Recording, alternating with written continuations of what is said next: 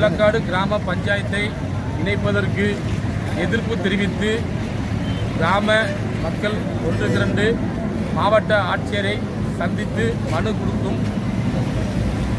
கோரிக்கை சார்பாக வந்திருக்கிறோம். எங்கள் கிராமம் உட்பட தொழிலாளர்கள் அதிகம் உள்ள கிராமம், விவசாய சம்பந்தப்பட்ட கிராமம்.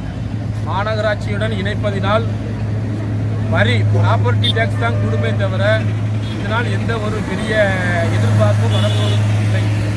அதனால் எங்களுடைய பஞ்சாயத்தாகவே இருப்பது எங்களுக்கு பாதுகாப்பாக இருக்கும். மாநகராட்சியுடன் இணைக்க வேண்டாம். இல்லை, மாநகராட்சியோட இணைச்சால் உங்களை அடுத்த கட்ட போராட்டம் என்ன இருக்கும்? இதை விட ஆட்களை அதிகமாக திரட்டி போராட்டம் நடக்கும்.